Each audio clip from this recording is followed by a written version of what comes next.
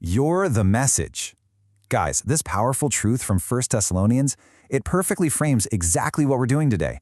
Think about it. If you are in recovery, your life is literally an epic story of transformation. The word is getting out. Your life is echoing this incredible message of hope. And now you get to pass the torch to someone else. Let's dive in. You know, when someone brand new walks through the doors of a recovery meeting, they're usually, they're terrified. They're carrying this massive, heavy burden, and their minds are just racing with these unspoken, desperate questions. Is this actually going to work for me? What really works? What do I need to do to just stop hurting? And here's the beautiful thing. Your testimony, your personal story of experience, strength, and hope, that is the exact living answer they've been searching for. So, welcome to this explainer. We're talking all about the art of testimony, specifically sharing your story of recovery. Our absolute ultimate goal today is to completely demystify the testimony writing process. It really truly doesn't have to be this huge, overwhelming thing. We're going to take this and turn it into a simple, step-by-step architectural blueprint. That way, you can finally get your story out of your head, onto some paper, and most importantly, into the hearts of the people who desperately need to hear it. Okay, let's look at our flight path for today. First, validation and purpose. Second, the 4 testimony parts. Third, best practices and tips. And finally, time to schedule it. We've got a super clear structure, so let's jump right into it. Starting with Section 1, Validation and Purpose. Why share your story?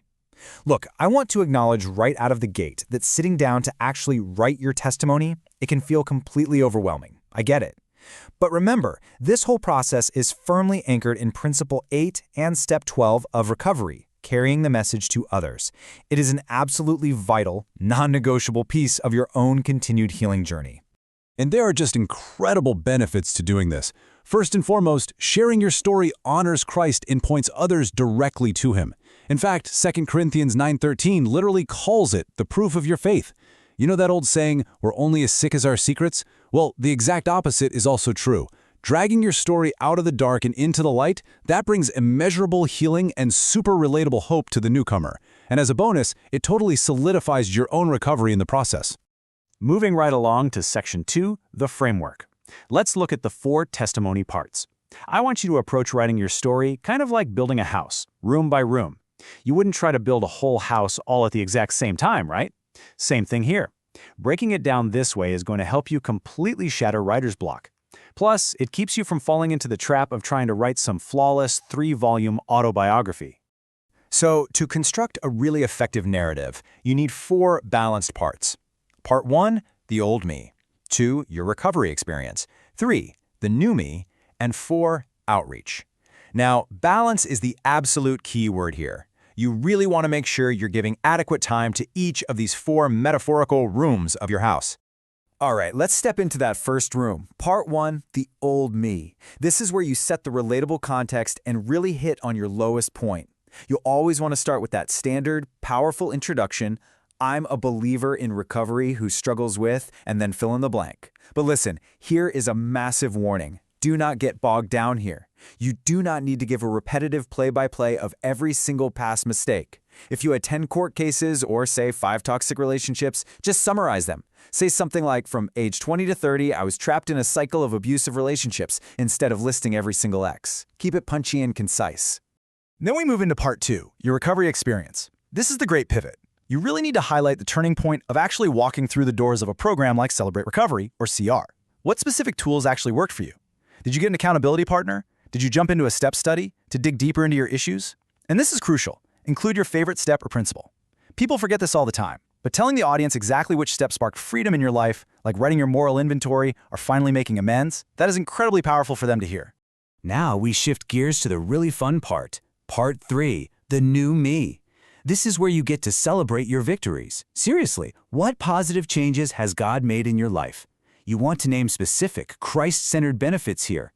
Are you gainfully employed now? Is your marriage restored? Are you maybe serving as a greeter at your church? How do you celebrate your recovery today? Do not hold back here. Let the audience see the beautiful, messy reality of life on the other side of your lowest point. And that brings us to Part 4, outreach. Now, what's really interesting about this slide is that this is actually the most frequently forgotten step. People talk all about the new me, and then they just sit down. But outreach is absolutely crucial. You must speak directly to the newcomer in the room. Say something like, "Hey, if you're new here tonight, I want you to know I felt totally unworthy when I first walked in. But this works if you work it." You want to make them feel seen, safe, and just completely full of hope. Okay, on to Section 3, Best Practices and Tips, the polish. Now that we have the narrative flow built out, we need to talk about the highly practical guardrails, some specific math, and the do-nots that are going to keep your story safe, focused, and effective for a live audience. I want to drop this stark number on you for a second. 6. What does that mean? Well, the average person takes exactly 6 minutes to read 1,000 words. This is a super vital piece of math to understand as you begin typing out your story. Because look, length and pacing are incredibly important, just out of basic respect for everyone's time at the meeting. So let's map out the exact guardrails here. Your target speaking length should be between 12 and 17 minutes. Using our math, that means an absolute maximum of 3,200 words, but we strongly encourage you to shoot for that sweet spot of around 2,500 words.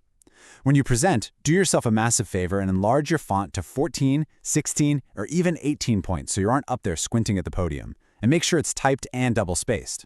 All that usually comes out to about 9 to 12 physical pages. So the crucial point here is finding this vital balance between what we include and what we definitely avoid. Do include your favorite scriptures, specific tools you used, and abundant honesty and hope. But you must absolutely avoid graphic descriptions of drug use or trauma. You do not want to accidentally trigger the audience. Avoid sharing other people's inventories. Keep the focus strictly on your side of the street. And try to stay away from religious cliches or coming off as preachy. You're simply sharing your own experience, strength, and hope. That's it. Let's rapid fire through some battle-tested logistical pro tips. Number 1, pray for God's words before you even start writing. Always type it out. No handwriting, it just makes edits way too hard. Submit it to your ministry leader at least 2 weeks before you speak so they can review it for any accidental triggers. Oh, and here's a brilliant tip. Format your document so every physical page ends on a full sentence. That way you avoid that super awkward pause mid-sentence while you're trying to turn the page. Number those pages just in case you drop them on your way up to the microphone. And finally, remain humble. Remind the audience that you are not magically cured, you're just being transformed daily. Which brings us to Section 4, time to schedule it. Action and motivation.